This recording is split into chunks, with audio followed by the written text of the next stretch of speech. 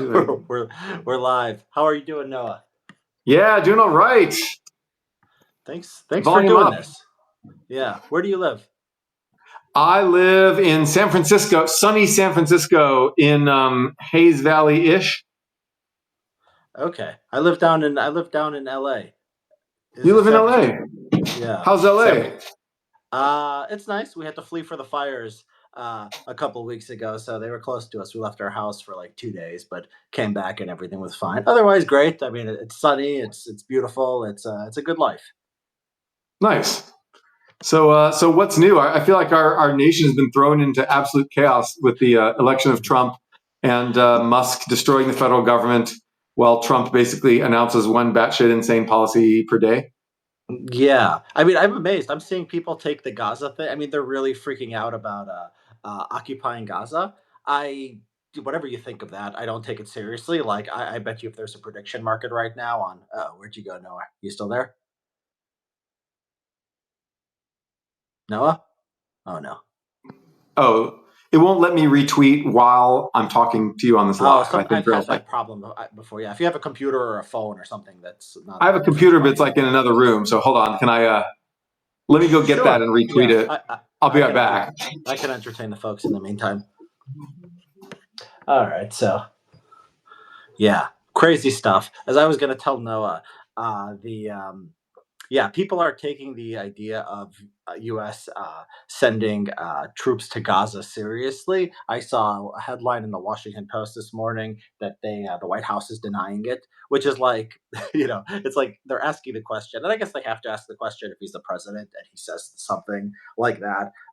It's like a natural question to ask, but if you're actually sitting there and you're worrying that like American troops are going to be blown up with IEDs in Gaza, like that's not going to happen. I'm not going to pretend like I have like super clear insights into exactly what Trump is doing here. But yes, I would put a low probability on American troops actually patrolling Gaza. Do you agree with that, Nate? Noah? Oh, I didn't hear because I was tweeting your tweet to summon Okay, yeah, people. I was just telling people that I would not put a high probability on American troops patrolling Gaza anytime soon. It does seem like the kind of thing that would cause such a big public outcry that Trump would not want to do it. Trump really cares about popularity. He is a true populist. He wants the adulation of the crowd, and he wants stocks to do well. And he wants to stay out of jail. Like those are, and he wants to assert power over people. Yeah. I don't think sending troops into Gaza really accomplishes any of his goals. Yeah, I don't think so. You are Palestinian, right? My dad is Palestinian. Yeah, my mom's Yeah, a that's Palestinian. Jordanian. Jordanian. Okay, got it. Do you still have family over there? Yeah, my dad's side of my family is there's a few cousins and distant cousins, but they're all old now. They're all my dad's generation is very old, and then yeah, I have cousins and stuff, but I really don't know them. I've never been back. My mom's entire family came over here. Um, so Got yeah, it. the Gaza thing. I mean, so what do you think he's doing here with this? Why is he saying? Because it wasn't off the cuff when I first saw the headline. Sometimes he has like an off the cuff thing, and then the Yeah. headline repeats it, and then you're like, okay, I look at the context. But I'm watching these videos, and it's like, no, we're gonna go in there. It's gonna be a great thing. He says it time and time again. He's really emphasizing it, so it was deliberate. So what exactly Right. is going on? I mean, like I'm no Trump whisperer. My sense is that he really feels that he has a supreme mandate to just do basically anything. And so he's, how when you're a kid, you're like 12 years old, you're watching CNN and you're thinking like, oh man, if I was in charge, I'd put things to right. I'd just move the people out of Gaza to somewhere better. And you don't understand the complexity of what's going on, but you're like, if I had the power, I'd just do this and this and that. I'd bomb those people because I don't like them. I'd eliminate that government department because someone told me it was bad. Things like that. I think that's where Trump is, except he actually got the power. So he's like this 12-year-old CNN kid who actually got the power to like reshape the world to his own whim. Yeah. And I mean, I agree with you on your analysis of Trump. I do think that the first administration's Middle East policy in particular was actually a success. I mean, he signed I think three or four different agreements with Middle Eastern countries, put Kushner in charge. This was something that people didn't really think, was likely to happen. They thought he was just sort of like this bumbling idiot. But, Israel normalized relations with the United Arab Emirates. And a few other countries. And so, I do think, I mean, I do It take the wasn't terrible. position. Yeah. And, the Sunnis In, and in fact, Israel I've were heard a all. theory that the October 7th attacks were meant to prevent the continuation of that process, meant to disrupt it. Yeah, exactly. Yeah, that's something that people said. I think there might be even Hamas documentation. I think they might have found documents, and the Israelis might have found some that actually say stuff like that. There was these comprehensive reports on that. So yeah, I think that's right, and I think that what he's doing here. I mean, I have a theory that basically he does believe that getting the Palestinians out of Gaza somehow, some way, is a way to settle this conflict in the long run. And look, there's about 1.8 million people in Gaza now. There are millions of refugees in Turkey, just to take one example. So it's a big planet, right? I mean, there is room for a lot of people from Gaza. It's something that creates a lot of political backlash. I mean, in part because the other Arab countries seem not to want them. Western countries, often don't want Middle Eastern refugees.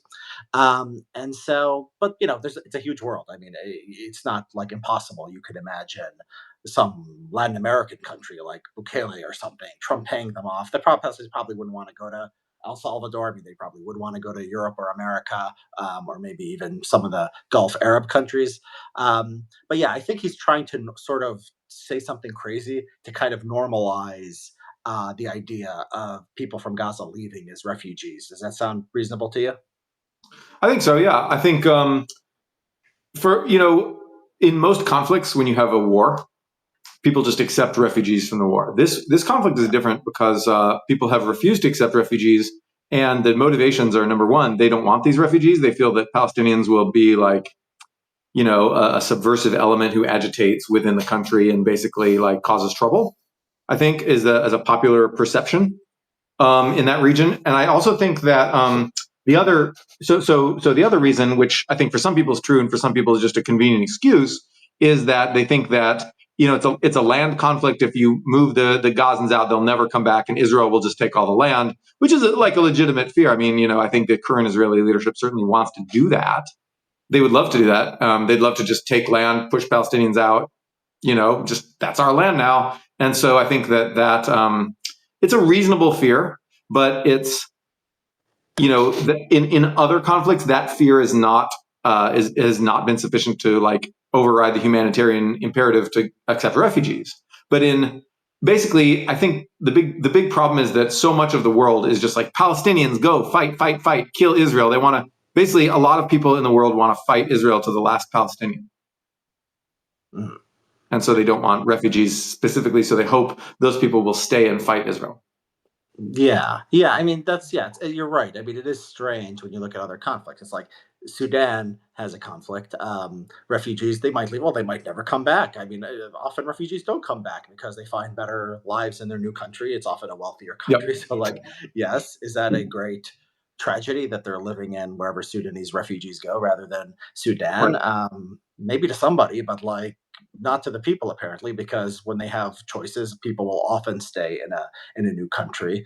And so, yeah, I mean, it's a weird thing. It's like people have this word. They go like, okay, it's ethnic cleansing.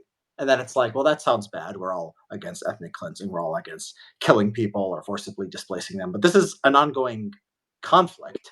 And yes, like demographics change as a result of people leaving and becoming refugees and starting new lives, right? But that's like usually not considered problematic relative to them suffering in a war zone. So why is this so different from everything else in the world? Because the world, much of the world, I won't say the world, much of the world views Palestinians as a human army, as just like every Palestinian as an anti-Israel resistance person. And that the purpose of Palestinians living on that land is to resist Israel and push out Israel and fight. And Yeah. leftists think this.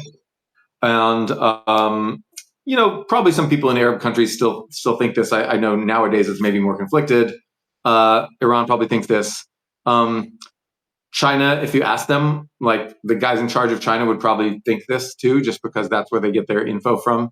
They get their info from like online leftists. They still think of themselves as like part of the left. I actually have this pet theory that zero COVID was at least partially inspired by progressive Twitter giving China so many plaudits, so many compliments for managing to do the zero Really? COVID. What evidence? What makes you think that they're paying attention to? Because they, like the Russians, to me, to make a contrast, seem connected to American culture. I totally believe they're getting their ideas and memes from right wing Twitter. That's just so clear. What do you see in China that makes you think the same thing?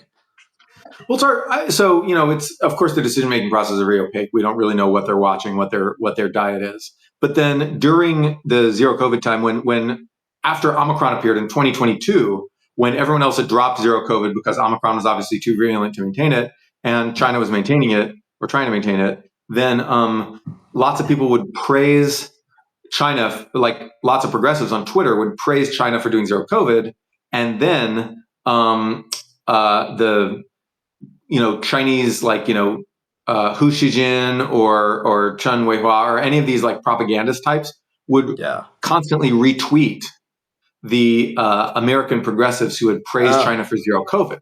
And so on Twitter, you could see this interaction. You could see the people who do China's like propaganda tabloids and propaganda services were obviously reading progressive Twitter because they were retweeting it and they were responding to it. And so that so the question is, how much does China's leadership actually care? And that's something I just don't know. But it is true that the one-child policy was inspired in large part by the population bomb. Yeah. And communism itself is a Western leftist idea. Obviously, that's more about relations with Russia. But then, basically, we know that people in the Chinese media sphere, the state-controlled media sphere, were looking at progressive Twitter and approvingly saying, "Hey, yeah, they see that we're great." And so, whether or not that ended up in the decision-making process of Xi Jinping, I don't know. So it's just a pet theory. But I can easily imagine that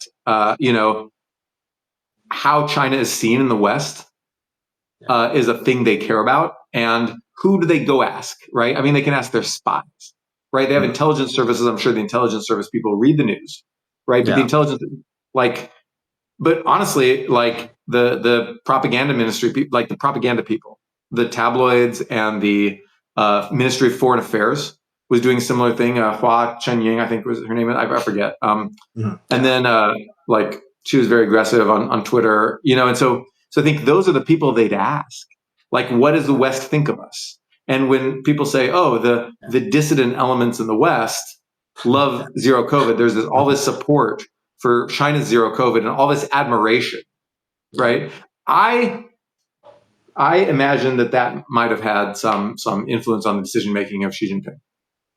No, it seems like a reasonable theory. Yeah, I think 30 years ago you would read the New York Times or whatever, right? And they would maybe get their information from that. But now they want to get their perception of the West. They're on Twitter, just like everyone else in the world is on Twitter. So yeah, this completely makes sense. And sort of tanky, sort of the right wing, like pro Putin people, sort of exist in the real world. I mean, it's a huge thing. I mean, Tucker is like huge, right?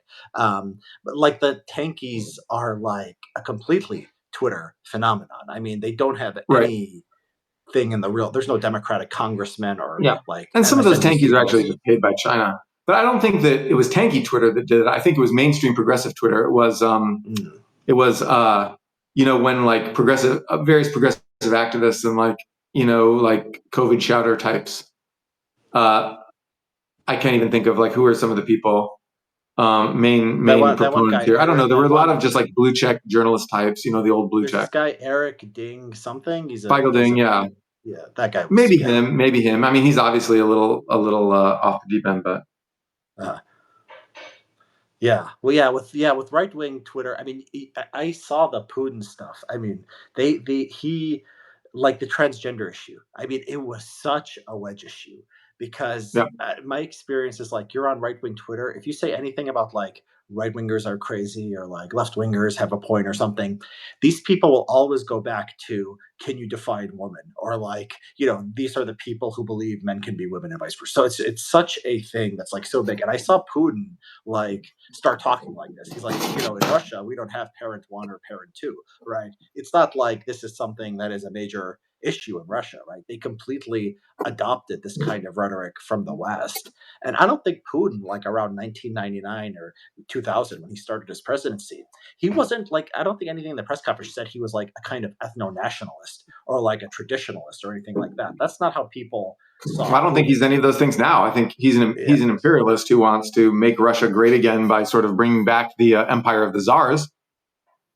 Yeah, well, yeah. Whether he's sincere in his sort of religiosity and his kind of, I think people do become kind of, they sort of adopt ideologies because like, oh, look who's cheering for me, right? So I think these right wingers in America cheering for Putin might have made Putin, and people would say, well, right. The West. But as soon as it becomes a pissing contest between Putin and Trump, all bets are off. Like as soon as it's who's the alpha, and so Trump just said like, oh, we're gonna trade arms to Ukraine in exchange for rare earths, right? Yeah. That's, I mean, you and I know that this is BS because all the rare earths are in the Russian-controlled parts, but they're all in the Donbass. But by saying this, Trump can make it seem like it's a deal. America's not getting screwed. It's not generosity. It's a quid pro quo, and he can sell that. At least he can sell it to himself and his followers. I don't know who else he can sell it to, but he can sell that. And then he can, and then that's an excuse for the United States to continue to support Ukraine, or even to step up support for Ukraine. And all the Russia supporters are just insanely angry about this, right? They're just so mad that Putin, that Trump is like, and Trump said like, oh, Putin better make a deal. The Russian economy is going down the tubes, and Trump wants to make good on his promise. So the Trump people sold sort of anti-Ukraine stuff to the American public or they didn't really sell it because the American public's still pro-Ukraine, but they sold it to their own followers by saying, America is in a war. This is a war that we are in.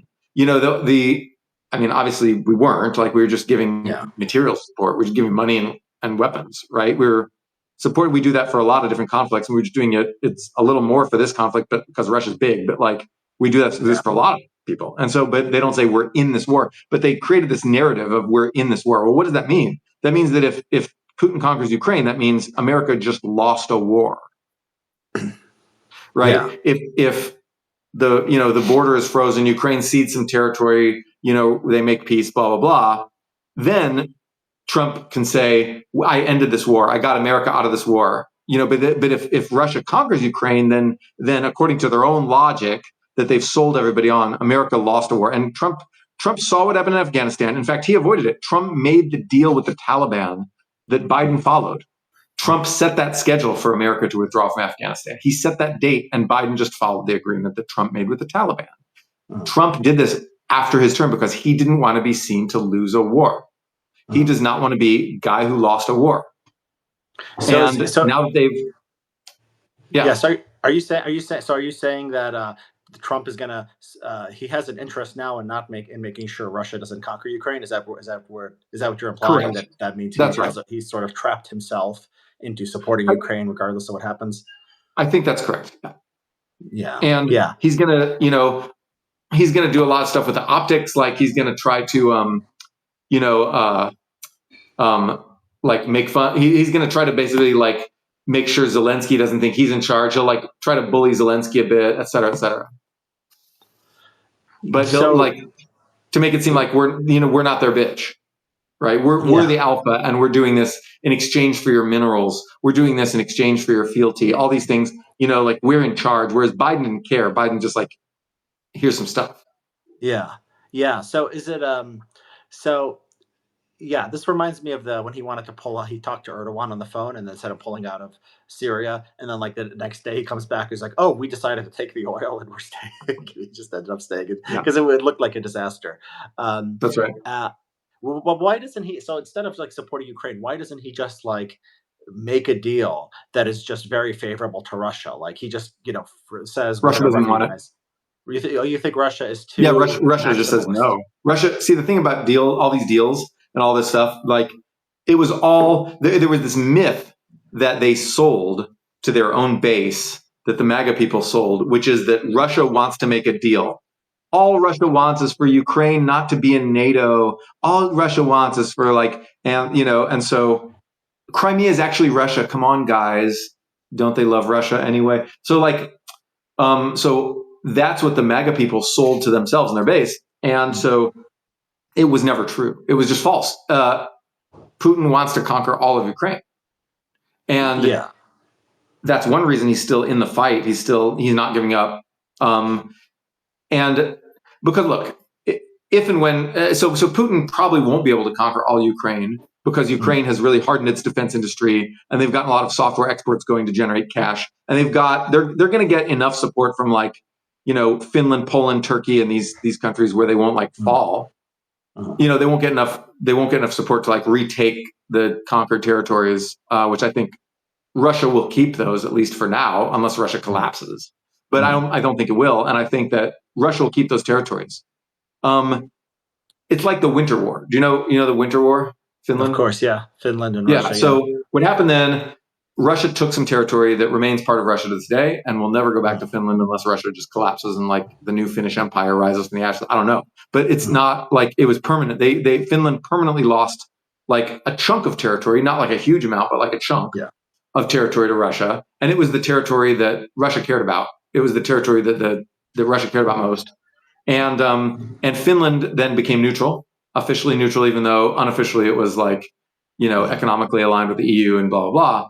Officially it was all neutral, demilitarized, blah, blah, this buffer zone. It's called Finlandization. We have this word for it. Right. It's called Finland. But Finland won its independence in the Winter War and the continuation war during World War II. That was the Finnish War of Independence, and they won. They lost some territory, and in exchange for a bite of territory, Russia lost Finland forever.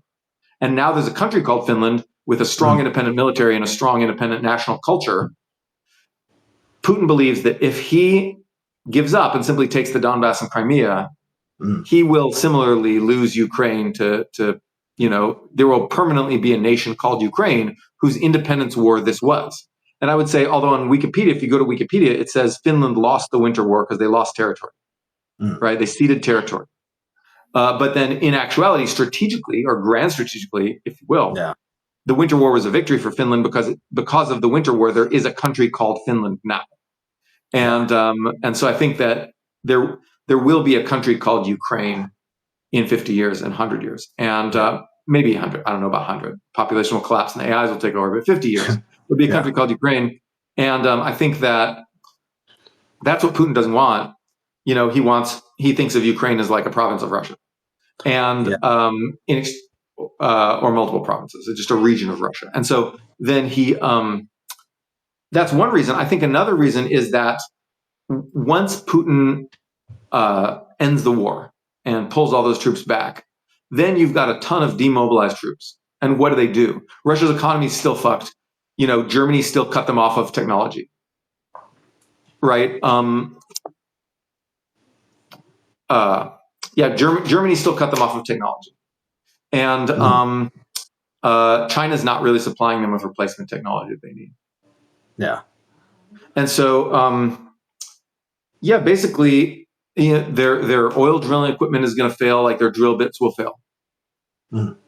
And so they're in trouble. On the Finnish War, the Sean McMeekin's book on this is very good. It was considered, Russia did gain territory, you're right, but it was considered something of a strategic debacle. Well, Stalin had been on something of a winning streak, and so Finland was a kind of inspirational war effort. I think it's a good analogy. I hadn't heard that before. But the idea, that's from Michael Kaufman, by the way. He's the best analyst of the Ukraine war that I've ever seen, and he made this. He's constantly made the analogy to the Winter War. So you think that Putin believes, it's going to be there's going to be a country he can't stand even a rump Ukraine if it's anti-Russia. Basically, he has to take. And so, how do we? Although he will. We say he can't stand it. He doesn't want it, but it's better than having Russia collapse. And so, if the Russian economy continues to get worse and worse, which it will, because they can't sustain this war forever. If the Russian economy continues to get worse and worse, he will eventually just accept the existence of Ukraine and decide, okay, in the future, we'll try to influence Ukraine's domestic politics like we used to do. We'll try to subvert Ukraine in other ways. We'll come back. We'll be back, guys. Next week, we'll be back. And so he'll defer his intended conquest of Ukraine. And I think, but he knows that there's a chance that if you defer it, it'll actually become permanent facts on the ground. And I think that that's, it's not 100% certain that there'll be Ukraine in 50 years, even if the war was frozen today. But he'll accept a frozen conflict as a fallback if the alternative is having Russia's economy collapse. And I think Trump realizes that. Trump said it on air, and I think it's probably true. So how does it end? You don't think he's going to take? You think he believes he's going to eventually chip away until he takes Ukraine? You don't think that's possible, so he must be mistaken in some way, right? I think it's possible. It's possible that Ukraine can just collapse like a house of cards. Oh, and okay, so you do think that's I don't think it's likely at all. I think it's highly unlikely that that'll happen, but I think it's not out of the realm of possibility. And I think Putin is holding on, as long as he can, to see if that possibility materializes. Mm-hmm. Would you support like a effort? Because I remember listening to a podcast with one of the officials in the State Department, and he basically said they made no effort. They didn't never. They never tried taking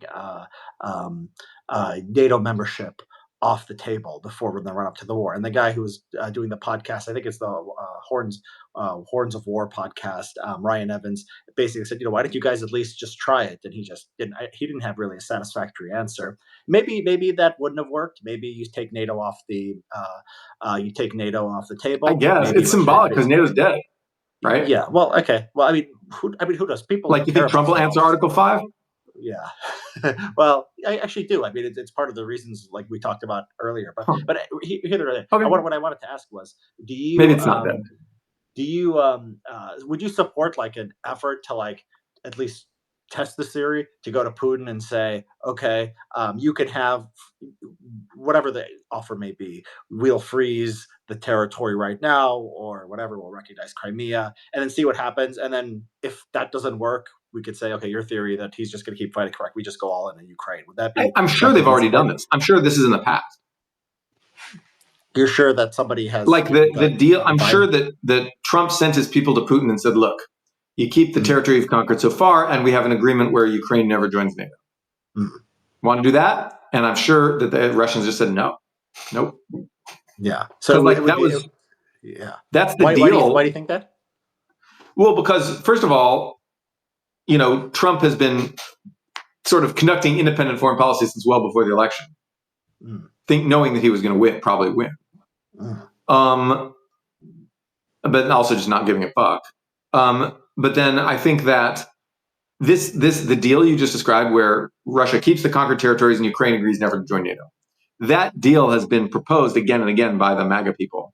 Like, they've been talking about this for years now, right? It's not a secret.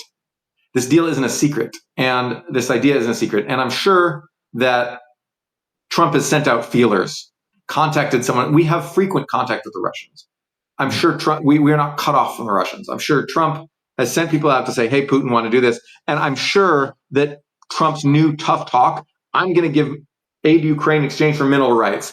Russia's economy's fucked. Y'all better make a deal. When he said on TV, guys better make a deal, right? That means they didn't. That means they didn't. And so I would bet, that money, if it were possible, on Polymarket or whatever, I would bet money that Trump has already reached out to Putin and floated the exact deal you just described or some close variant of it, and that Putin has said no because Putin doesn't feel that he's in a losing enough position to make that deal now. I think that's why Trump was emphasizing the weakness of the Russian economy. He was emphasizing it, I believe, because he's trying to bully Putin to making a deal so he can look good. He can look like the guy who ended the war that he promised to end. Interesting. Okay, so that's interesting. So there's a prediction here that basically, I was expecting this stuff to be a little bit more public, but what you're saying makes sense, that they would have gone to them at some point and Yeah, I was expecting something like this. Like Trump would go in. I mean, when they would ask him during the campaign, he would say, "We're going to have peace with Russia," and then they would ask him like just a follow up, like, what if it doesn't work?" And he'd be like, "We'll hit them harder than they ever." He told us kind of the sequence of the Yeah, way this would work, and so maybe like yeah, his sort of commentary and the way he sounds seems right. to be consistent with that kind of Yeah. project. And that's the thing about figures who are on the political right. So there's this very consistent pattern where the political right fights over personalism, fights over which person gets to be in charge, whereas the political left fights over ideological Yeah. differences. Yeah. I've Um, talked about this. Yeah, in the left, you get canceled for like being racist or sexist or having the wrong policy, or they'll protest you because you don't do enough on climate. And then on the right, the only thing you get canceled for is not being pro pro Trump. I mean, it is quite amazing. I mean, when you right. see people like you could be Liz Cheney, who is conservative on literally every issue. I mean, right wing on every issue, but didn't like January 6th.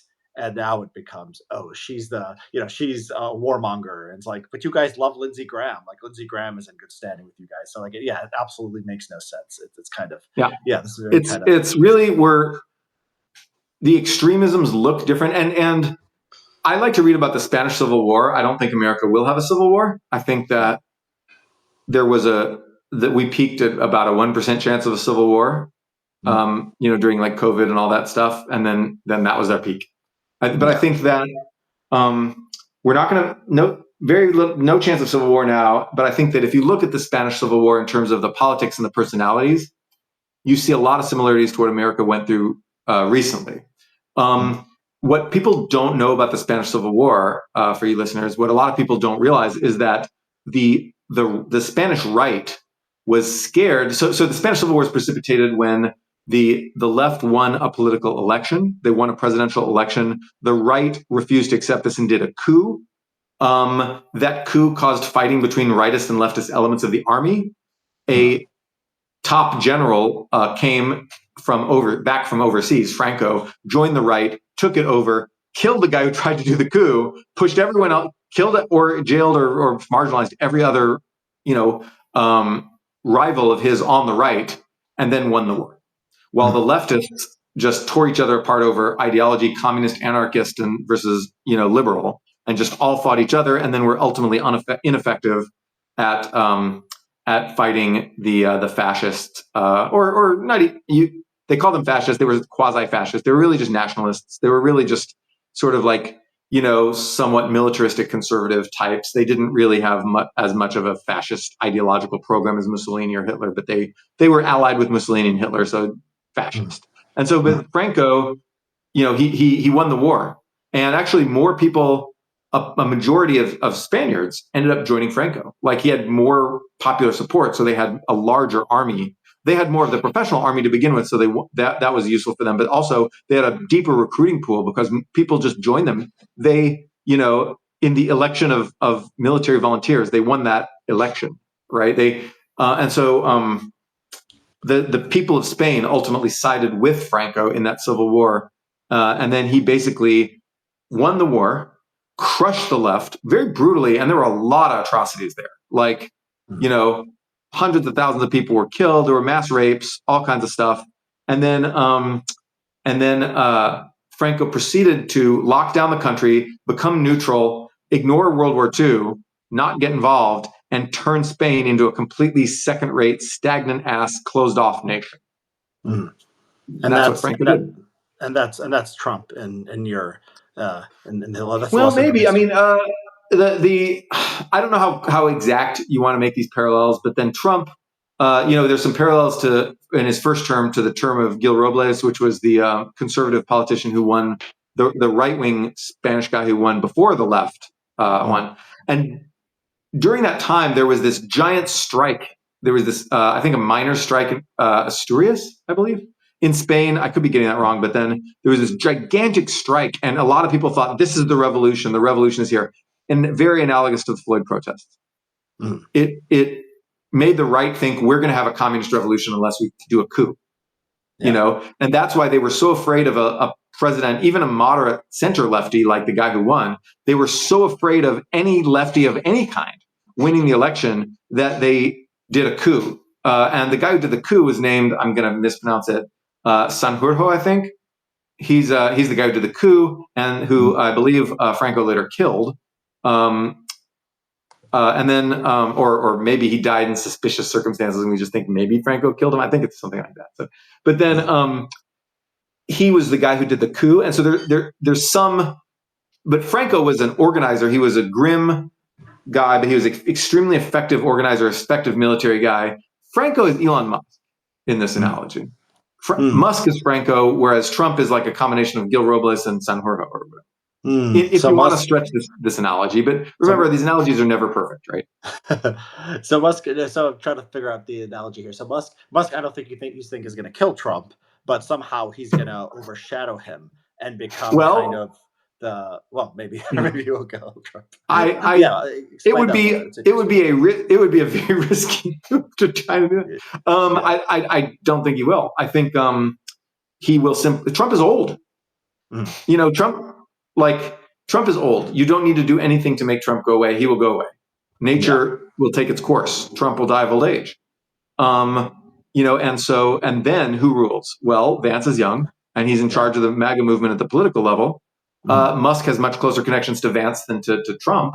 You know, Vance is not an alpha male rival to Trump, to Musk the way that Trump is. Trump is the boss. Trump has more populist. He has a higher approval rating than Musk. He can command crowds. He has the love of the people in a way that honestly Musk will probably never have. Like Musk is a nerd. He's a tech nerd. He's a dorky autistic guy who,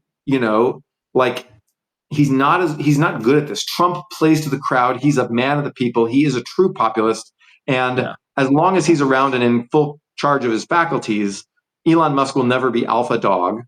But certainly everyone in the right is planning for the post-Trump equilibrium when Trump dies of old age or he's going to get termed out. You know, there's not going to be a constitutional amendment to let Trump be president for life. And it doesn't, he's like the guy, he's going to be the oldest president in history. He's going to be older than Biden when he finishes his term.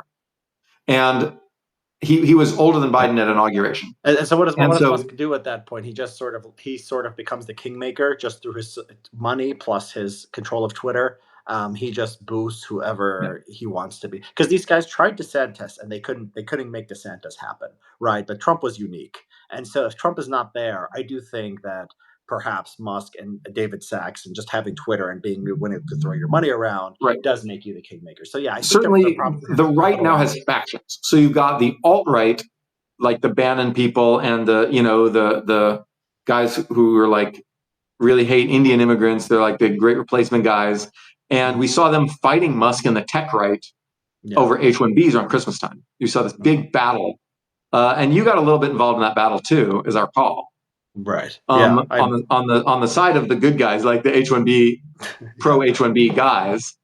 And that is a big fault line. But that's basically the alt-right, the hardcore ethno-nationalist types. Those guys are now not in the driver's seat anymore the way they felt that they were in 2017 in Trump's first term. They really felt that Trump was their guy in 2017, but that they were not a sufficient base of power because honestly, no one really likes those guys at all. Yeah. And they, white people don't like them. Nobody likes them. And so anonymous, yes, they love the white race, and the white race, their white neighbors would kick them out of their, the white race is like, honestly, fuck you. But the tech right, like, they're not incredibly popular either, because it's like those are the guys who are going to take your jobs. Those are the guys who just make a bunch of money, and so I think that Dems are ineptly, ham-handedly, with terrible messaging, trying to capitalize on that, trying to attack Musk, trying to attack the tech bros, because they know that in some sense, like, people love tech companies, people love Google and Apple and whatever, but like public tech figures like Musk are not men of the people. They're men of the nerds. They came up through knowledge-based industries where the kind of management they learned to do was management of nerds, management of high human capital, super high performers. And then they are not the kind of old industrialist Henry Ford types who would manage a bunch of like warehouse workers and assembly line people, or like a lot of the Chinese industrialists you find are just like real, they're plutocrats. They're plutocratic as hell. And, like they'll pay starvation wages, but they're also men of the people. They'll also, understand how to manage assembly line workers, because otherwise everyone would just quit their fucking factory. So to take this analogy a little bit further, maybe we're taking it too far. If it's Musk is the kingmaker from now, and he becomes the face of conservatism. Franco seems he seemed to be saying wasn't very ideological. He was just kind of this guy who wanted power. Musk seems different. Musk seems to have an ideology. I don't think he just wants to maximize. It's hard to tell what he's thinking. Tesla shares. Yeah. One day he'll praise Reagan. The next day he'll kowtow to China for, like political, obvious, strategic reasons. The next day he'll bellow, angry right-wing stuff on Twitter and like conspiracy theories and stuff. So like Musk is all over the place and no one really knows what's going on in his head. Yeah. Well, I don't know. I think that it is recognizable. It's not as consistent as an ideology as like some, I don't know, AOC or something like that. But there is a general like worldview here, right? He's pro-market. He's anti-government. He's anti-woke. He's upset about the trans issue. He wants progress and he wants to get to Mars. I think there is a kind of but he's been radicalized, I think, by social media, and that means maybe not always having the right facts, maybe not seeing some contradictions or just listening to sycophants all the time. So yeah, I mean, for better or worse, I think I think you're right. I think it's Elon Musk's party. I think his influence is probably at a low point right now, just because Trump still exists. But once Trump is gone, there is nobody who can sort of match that. Like he makes an alliance with JD Vance, vice president, plus Twitter, plus Elon Musk's money. And you say he doesn't have like the populist appeal of Trump. That's true. But he does have cultists. I mean, he does have a lot of cultists out there. It's not like 40% of the population like it is with Trump. I mean, nobody has that. But Musk does. It's not as strong as Trump's personality cult, but it's strong. I mean, Elon is our number one industrialist by a long shot. He is the only guy who can really build top high-tech manufacturing companies in America from scratch. Honestly, like America needs Elon Musk if we're going to resist China. Mm-hmm. And whether or not, I really hope that Elon is interested in resisting China, because if he's not, we're a little bit hosed. And so if Elon Musk just decides that like Xi Jinping is his distant boss, or that, a member of a triumvirate, I do think there's a temptation on Elon's part to think that to imagine that he will be one of a trio of global triumvirs along with Xi and Putin that will destroy woke ideology all over the world and implement a new Metternich system. So here's another historical analogy. Europe after the French Revolution had a lot of little revolutions. There was a lot of like pro-democracy stuff. And the conservative powers of Europe, who finally defeated France after struggling, and they finally beat Napoleon. It was really hard. And then they got together under this conservative Austrian guy Metternich, who said, who was backed by conservative Tsar Alexander of Russia, and they said, we're going to put a stop to revolutionism. Yeah. And so they created a Metternich system to stabilize Europe so that the European countries wouldn't waste their energies fighting each other while they did counter-revolutionary stuff. Then you had revolutions of 1848. Which basically all failed, partly because the counter-revolution was really good, but partly just because like they were shambolic. But then anyway, so you could say the Metternich system succeeded for a little while, but you had basically the powers that defeated Napoleon agreed to like pause their fighting amongst themselves while they cracked down on this dangerous ideology of what they called revolutionism. And if you look at in the world in 2019, in the 2010s, you saw grassroots revolutionism all over the world. You saw the Hong Kong protests, the Chile protests, the Catalonia protests, Iraq protests, Iran protests, Nicaragua. I could go on and on. You saw Britain. You saw protests everywhere in the world, like to a greater or lesser degree. And then in 2020, you saw the Floyd protests. And so the ideologies were different in different places, but the driver was social media. Just as the driver for revolutionism in Europe was broadsheets, was pamphlets, was the printing press. The printing press got cheap and small enough where everyone could make their own pamphlet. And so it was basically the Twitter of their day, the TikTok of their day. And so you had all these people making these incredibly radical newspapers that were like, kill those people, genocide, everything. Revolution was just mayhem, ideological mayhem in Europe that provoked this reaction. And I think that on some level, Elon Musk thinks that maybe, he doesn't want to take on China because then Tesla gets crushed, right? It'll be very hard to extricate them from China now. And he does so he may tell himself, I'm going to be like Metternich. I'm going to be the coordinator of a global anti-woke alliance, and she will be, like Britain, basically this distant power who's like slightly interested in anti-revolutionism, but like kind of doing its own thing anyway, mostly cares about its economy, and it's a superpower anyway, and it's far away because it has this empire overseas. So she would be Britain in the Metternich system, and then Putin would be Tsar Alexander again. Russia is Russia.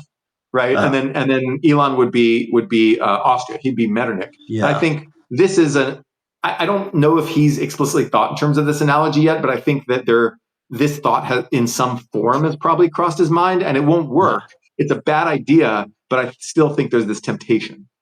Yeah, that's very interesting because I think the standard view of Musk in China is he just wants to do business there, so he doesn't think about China. He's just sitting there and he's doing his own thing, and maybe he cares about America and wokeness. I don't think it's entirely wrong either. Yeah, but yeah, like I think that there is a lot to that. What you're saying is something kind of more kind of darker, right? It's like he is, he's so all his interest in sort of a peace deal between Russia and Ukraine is part of this idea, right? Like it's Ukraine is Russia's sphere of influence. We give up. We do that. Taiwan is probably China's sphere of influence, and we all get together and we fight the true enemy, which is woke in the deep state. The deep state. Correct. Right. Yeah, that's dark. Yeah, I think that's I mean because it is dark. The China thing makes sense in the context of self-interest. The Russia thing, it just seems like a hobby horse of his. Right. It doesn't seem like there is anything necessarily there, but that makes sense in your framework. Yeah, historians will absolutely hate me for this, but they absolutely hate me anyway, and they kind of suck. So who cares? But no, I mean, no. I'm kidding. There's many good historians out there. It's just the loud activist historians on Twitter who hate me. But anyway, hi, historian here. Hi, historians. I think that so like Sarah Payne is like she's the goddess. I'll watch her content for like hours and hours. Like I won't even that's just about the only content that I'll sit there and watch for hours of like lectures and stuff. She's so amazing. Yeah. I don't think she's always right, but I don't think any human is always right, and she knows a lot more than I do. Anyway, so if you haven't watched her stuff with Dorkesh or series with Dorkesh, it's amazing. Yeah. Yeah, I've listened to her with Dorkesh. I know he basically gave the podcast over to her, right? She just has some podcasts that are just lectures of Sarah Payne. And I think you have to watch 3 lectures, yeah. So I haven't, yeah. And they're like a dynamic duo, and it's so great watching them like bounce stuff off each other. And then I love Dorkesh; he's a great dude. But now I forget what I was talking about. But I think you can argue that historians are going to hate me for saying this, but you can argue that the Metternich system eventually led to the world wars. Reason being, although that probably would have happened anyway, but the Metternich system basically said you can't be a liberal revolutionary who wants to like completely overturn society. So you see this shift where people who were sort of liberal democratic revolutionists, liberal nationalists who were like, all our people will get together, do democracy, and like, their nationalism, this growing ethno-nationalism of Europe, which came from the printing press, right? Because then instead of like just speaking your local little language, you read stuff in the language in a bigger language, and like French took over France, right? People stopped speaking like Catalan in France or whatever. Yeah. And so, absolutely. But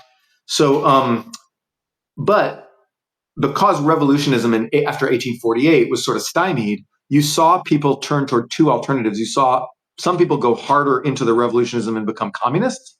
And you saw some people become like ethno-nationalists, like hardcore nationalists that eventually in some countries became fascism, but certainly, contributed to like the imperialist ethno-nationalism of World War I. And I think that, you could see both those tendencies come from the death of Napoleonic, because French/Napoleonic revolutionism was a fusion of ethno-nationalism and, the idea of overturning society in an egalitarian way, right? It was a fusion of those 2 ideas. We're going to make society more egalitarian, and we're also going to be like our land for our people. And we're going to do both those things. Those are combined. And that is basically what America ended up doing with FDR. Like he was a liberal nationalist, but in Europe, and there was some flavor of that in West Europe during the Cold War, but like ultimately, this Napoleonic revolutionism bifurcated into fascism, communism. Yeah.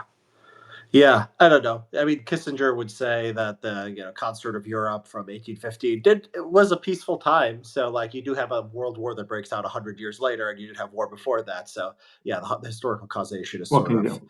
complicated. Yeah, I wanted to. If we have a No, world war yeah, 100 years from now, it'll be like African people versus AIs. Yeah, I wanted to. Speaking of AI, I don't know if you have to go soon, Noah, but I did want to ask you about the futurist article that you recently wrote. Too many Americans still fear the future. I agree with you on it. I mean, my view is basically I appreciate technology up to this point. There's nothing I would give up. So why would I want technological progress to stop at this point? I want the people of the future to enjoy whatever AI and genetic engineering and whatever else pops up gives us. Um, but obviously, not a lot of people think like that, or a lot of people are very opposed to this. There's probably some traditionalists in the audience, some people who are small C conservatives. What's like the elevator pitch for embracing the future? The elevator pitch for embracing the future is that you may not be interested in embracing the future, but it's interested in embracing you. And there are innumerable examples throughout history of people who attempted to not embrace the future and just say, you know what, this new technology is here, but we're just going to live without it.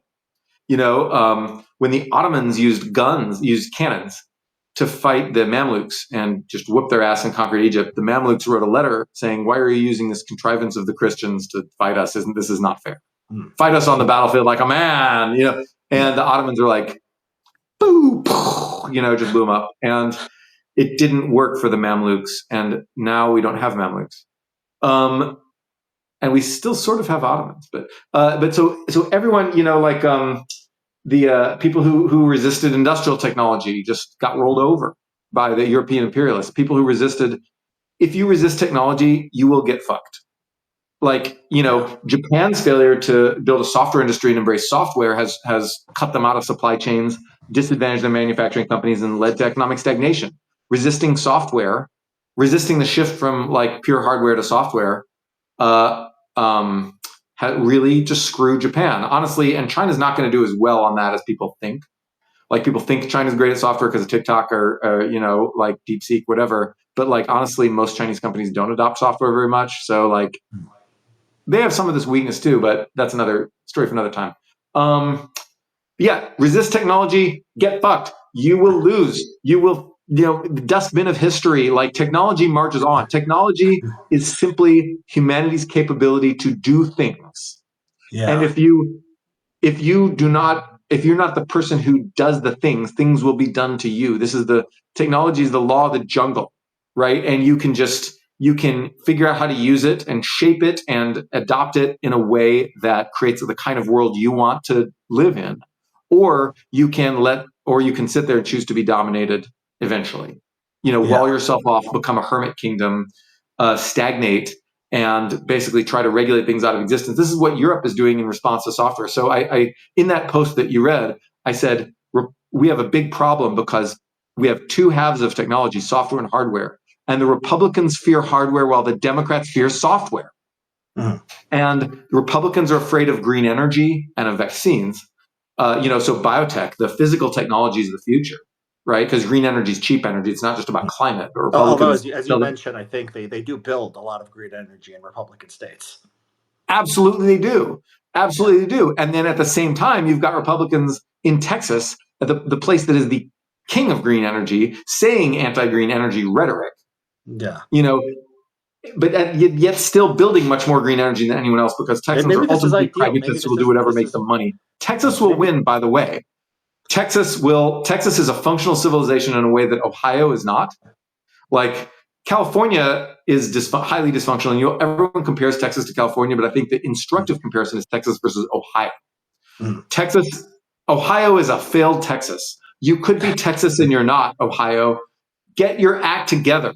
Like Texas is more religious. People go to church. Texas builds all the energy. Texas takes tons of immigrants and just assimilates them to conservative immigrant culture. Conservative culture in Texas. Texas is a minority white state. They don't care. No, like the Mexicans are all right wing in Texas. No. Like it's a conservative civilization, but it's a highly functional civilization in a way that like Ohio is not. Yeah. Maybe that's the kind of that's the synthesis. It's Texas Republicanism. It's talking about how much you hate green energy and immigrants, but then building a lot of green energy and having a lot of immigrants, and it works, right? The populists are happy, the masses clap, they say Greg Abbott is a great guy, and then you have economic growth and technological progress and all that. Yeah, Greg Abbott. If I could pick a Republican president tomorrow, I would pick Abbott. Yeah, I like Abbott too. Sununu. It's going to be Vance. It's going to be Vance. So the Vance is going to be the 2028 nominee. I mean, he'll be a candidate. Whether he wins, I don't know. The default is, the base rate is the vice president usually gets it, and then when the vice president is also has good relations with all the money people and probably is going to have Elon Musk in his corner, I think that's probably a good shot. Well, I think Kamala lost, Al Gore lost, George H.W. Bush lost. Oh no, I didn't say he'd win. I didn't say he'd win the presidency. I think he's going to be the nominee in 2028. Yes, he'll be the nominee. It's JD. He could easily lose. Yeah, absolutely. But JD Vance, he's not. He's a tech nerd too, and he's just I don't know. He's awkward. He's awkward on camera. He's an awkward speaker. He's not there is this sort of thing where the charismatic candidate tends to win, and I don't think JD Vance is a guy that people despise and hate, and whatever. I think his negatives are not as strong as Kamala's were. Right. But I think ultimately he's not the kind of guy who inspires right-wing populism in the way that even Elon is considerably better at doing this than Vance is. But who Vance is a venture capitalist. He's not even a manager. He's he's a deal maker. He's a backroom deal maker. Yeah. So JD was an online right guy. I mean, he was friends with basically everyone who had a decent Twitter account of 10,000. Every right wing person on Twitter became over the last 4 years. So I think he's completely. Yeah, me too. I mean, he's mind melded, I think, with sort of right wing intellectual energy. He might not be the most charismatic, but how many people are charismatic? Is DeSantis charismatic? We found out, not really. Who knows? Vance versus Nikki Haley. I think Haley's sort of charismatic. Vance will win all the internet people, and maybe Haley does. No, it's going to be Vance in the real world as the nominee. No, I agree with you. Yeah. The question is, can the Democrats pull their head out of the ass of sort of defunct dead end wokeness and sort of get back to Obama-esque inspiring charismatic liberalism? What did you think about the DNC where they had that stuff and they were talking about, we need to elect, this number of men, this number of women, maybe a non-binary and so forth. Yeah. Kill me with a spoon. Jesus Christ. Yeah. No, I hate that. That stuff was always stupid, and I indulged it during the 2010s. I was like, yeah, talk about your shit, whatever.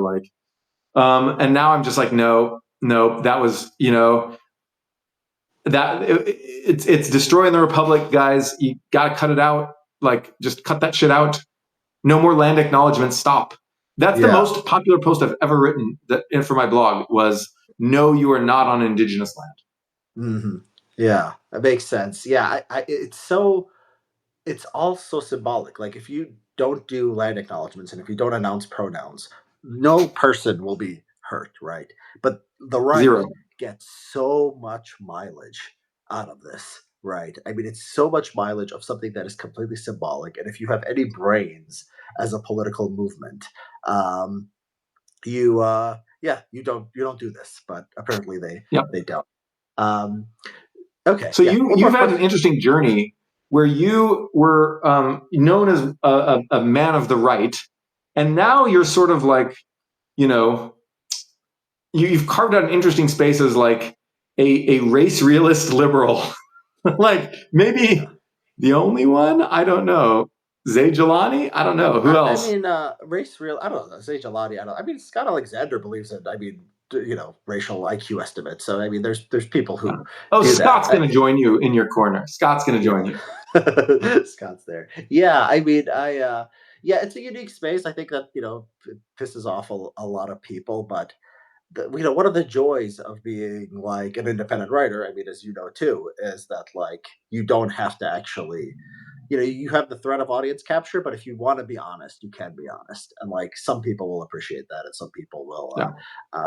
find an audience, and then so yeah, I'm lucky to be in a position where I think everyone pretty much would say I was still on the right. I mean, I ended up saying I wanted Trump to win, all despite my misgivings. I mean, I believe in free markets. I think the environmentalist movement. I think wokeness are problems. So I am a right winger. I just sort of Are you at there's all reconsidering since the tariffs and all the chaos? I mean, the tariffs. Well, the tariffs. I actually made a betting market on Manifold. It was real money because they have some real money markets now. Where I had some measure of like the weighted average of tariffs, and I bet that it wouldn't be that bad. I bet that it was like 3 or 4% under Biden. I forget what the exact wording of the question was, but it was like 5 or 6%. So I think I maybe like overall weighted tariffs goes up 1 or 2%. So yeah, I mean, it's about what I expected. I didn't expect the tariff stuff to be that serious. I think that on the, I think on like energy stuff, I think the energy executive order was great. There's some things about wind and solar that I don't like, but still, I think if NEPA, if they really go to war with NEPA, that will be, that'll be worth the entire thing. I think good stuff on the NLRB, the EEOC, the DEI, affirmative action stuff, some of which I advocated for. I've been very happy about. So I'd say, yeah. I mean, I think Trump's been like, better than my expectations. I'm happy so far. I he's been better on foreign policy stuff considerably than my expectations were, and he's been worse in institutional stuff like just the like what we're going to Gaza, guys? What? I guess that's foreign policy. So I'm drawing a arbitrary distinction that doesn't necessarily make sense there. So, but he's been better on some things. He's been better Yeah, on like disbanding somewhat U.S. better aid on is like what he's Russia good and about. China, and like Yeah, worse on like punching our allies, and then like just chaos. He's a chaos agent, you know. And in some areas of America, we need chaos. Like like we just became too complacent and just protectionist of our jobs and just like our little roles, and we became too ossified. We're in danger of becoming Ming Dynasty America, where like the Confucian scholar gentry of wokeness simply yeah, gets sent to the provinces to like rectify everyone's morals in yeah, like the DEI bureaucracy, and then like that's the Confucian scholar gentry. They're all overeducated people who just grew up taking a whole bunch of like literature tests, right? Like in the Ming Dynasty scholars, and then get farmed out to the provinces, i.e., to businesses and NGOs and state governments and wherever, school boards, to like rectify everyone's morals. And that's where we were headed under like the Biden system, and that needed chaos. So that's going to be blown up by Trump. Trump is just going to fire all the Confucian scholar gentry, like yeah. fuck all y'all, Yeah. bye. Yeah, And I want to. Yeah, I want to write about this. Yeah, I'm so like I want the Democrats to be like a smart party. I want them to be something closer to Obama or Clinton. Um, I just don't see it because I'm thinking back to Obama's battle with the teachers union. So if you look at like the kind of the school reform movement, right? The stars were aligned. I remember it was like smart person liberalism would be like the teachers unions are bad. We need more choice. We need some kind of reform in the system. And Obama threw his weight behind it. And Obama was, a once in a generation charismatic figure. And the ultimate result of this was that the left, the unions won, the liberal reformers, the Obama and the Arnie Duncan types, completely lost. And the interest groups within the Democratic Party and the far left have only gotten stronger since then. So if Obama couldn't do it on this issue with all this sort of cultural capital behind it, waiting for Superman and all this stuff, like what's it's worse now. What's going to cause them to reform? I mean, I'm very sort of some people like I like Josh Shapiro, I like Jared Polis. They have some good Democratic governors, but like the National Party, something seems very very broken here, and I don't know how it gets fixed. um, yeah, I don't know how anything gets fixed. I mean, Labor fixed themselves in Britain Mm, after yeah, Wedgwood Bennett. being after losing, right? Yeah. Okay, so that's it. Maybe it has to. Well, I mean, they did lose this time, so there is. They lost. Yeah, Um, the and and Democrats losing.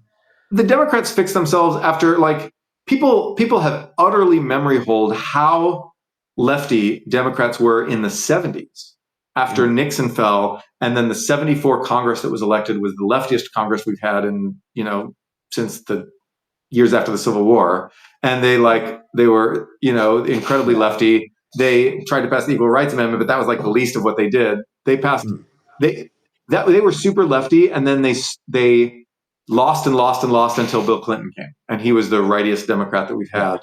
Although Obama was pretty close in his first term. You skipped over Jimmy Carter, who was sort of conservative too, who did a lot of pro-market reforms. But Jimmy Carter, interestingly, so I'm getting this all from Rick Perlstein books, but Jimmy Carter pivoted toward conservatism late in his term. He pivoted toward deregulation. He became the great deregulator later in his term and started talking about fiscal austerity and stuff in response to the second oil shock from the Iran Revolution. Yeah. But it's still a good sign, though, because it shows that relatively quickly, you have mid-70s, you have this crazy Democratic Party. It's just about Democrats will fix themselves. Yeah. Oh, that's it just it'll take 74 from like 74, the peak of like old wokeness, till like 1992, like the peak of conservative Dems. That's 18 years. And so if we have the peak of wokeness be like let's say I don't know, 2020 or something like that, then we're talking about 2038 before Dems, if we're on that timeline. If we're on a faster timeline, early 2030s. But for the rest of this decade, like Democrats will be continually fucked. They will continue to kowtow to the ideas of DEI and representation uber alles and language policing and very sort of activist orthodox positions on trans stuff. And this will keep going for a while. Like they'll try to gin up popular anger against Elon Musk, against Trump's chaos. And I'll agree with that anger because I think that they're fucking up some stuff. And I'm mad, I am not a Republican, right? I think that I don't want to see a lot of the stuff that they're doing. And I think that Trump is bad. He's a bad person. And he's not a good I don't think he's a good president. Or so far, it could always shift. His first term went less bad than I had any right to expect. So. But I think at the same time, Democrats will not ditch the sort of institutional wokeness until the 2030s. I think you're looking at they will not ditch it in 2028. I'm hopeful, knock on wood, I'm hopeful for 2032 will be the first post-woke Democrat election. Maybe Vance's second term. Yeah. Okay. Well, we have that to look forward to. I'm a little bit more, I think it's uncertain. I think that basically with timelines, I think that, AI and everything else that's happening and news cycles seem to be speeding up. People used to read newspapers and they'd watch 24-hour news. Now they're on Twitter and the pace of conversations is, very, very quickly. So, who knows? Yeah. Okay, great. This was fun, Noah. I enjoyed talking to you. I have one more question. How do you have 320,000 subscribers? I was looking at Iglesias. He posted this the other day. And Iglesias is famous, and he's like at 180, which is amazing for a political writer. You're, like 70% more Substack subscribers than Iglesias. How did you build such a massive audience? Oh, Iglesias paywalls too many posts. Is that it? Yeah, I paywall 1 out of 3. Iglesias paywalls 4 out of 5, I think. Okay. Well, so putting aside Iglesias, I'm just using that as a kind of a benchmark. Still, 320, no matter how much you paywall or not, is really impressive. Where does how did that growth come from? Is it just a sort of cumulative thing, or? Yeah, but in the time since I posted, it's grown to 335. Anyway, yeah. So how do I do that? I have no idea. I do not know why people like the things that I write, and sometimes the things that I write that are the most basic bitch boring takes become the most popular, and sometimes the things that I'm super proud of having written, I wrote a thing about Michael Pettis's approach to tariffs the other day, or Michael Pettis's approach to international economics the other day, that I was so proud of. I was like, damn, man, I just read a bunch of papers. I understood, I can sort of understand Pettis's theory in terms of orthodox models, and I feel proud of that accomplishment. Let me write a post that encompasses every possible nuance of this idea. And it was this long ass, really long post where I really, I said what I wanted to say. Nobody read it. It was it was as little read a post as I can write these days. And then I wrote a post which was just like, tariffs are bad, y'all. Saying the same tariff stuff. Tariffs are not always bad, actually. Tariffs are sometimes good. They're sometimes bad, but I was saying Trump's tariffs on Canada and Mexico, if carried through, would be bad, and if not carried through, would still be slightly bad. And so I wrote that. It was obvious. It was a boring, obvious take, and massive popularity, like off the chain. Just everyone read it because it's the right time, right place, right time. And so I can't predict what's going to be popular, and I don't even try anymore. Yeah, that's true. Sometimes, you can't predict these things. I think one thing you do is you write a lot. So just if you're playing a probabilities game, some things are going to be popular. When you came over from Bloomberg to Substack, did you have a huge audience at the time, or has it been all built through Substack? No, I had 70 paid subscribers in the first week. Matt had, I believe, 5,000 to 7,000. Okay, so you're outclassing Matt. I had nothing. I if you look at my growth curve, it's a straight line. It is just it's not exponential. Actually, well, the unpaid subscribers have actually grown faster than linear, so you do see acceleration there. I'm accelerating.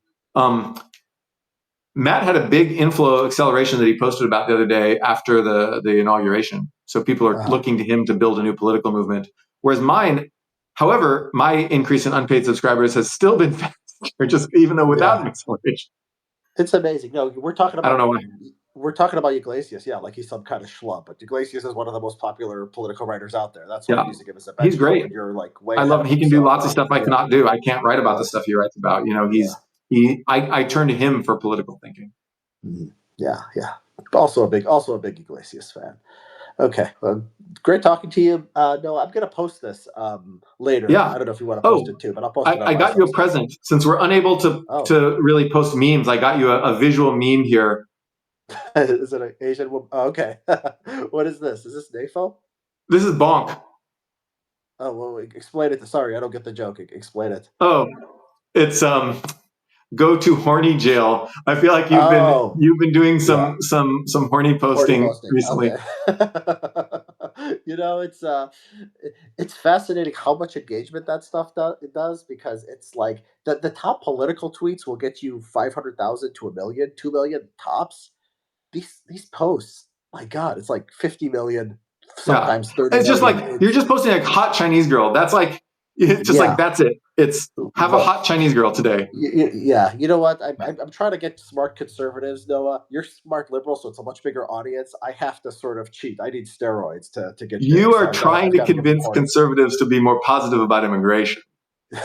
That's part of it. And trying to convince them, which is related. Yeah, not have a hot Chinese girl. She could not move a bunch here. of incels. Exactly, not be a bunch of incels. Independent of immigration, they need to get off their asses, and they need to be not afraid of women, and they need to not be so negative, right? And then not being racist is part of that, because I really think that if you have romantic prospects and you're good with women, it's sort of hard to be racist, because men are naturally attracted to all kinds of women, and so it's related. This is kind of all a kind of it's all the same sort of. In the great war between racism and horny will win. Horny will win, and we have to make sure that it wins. That's the side of the angels. All right. Well, it's been fun. Until next time. Yeah. Bye, Noah.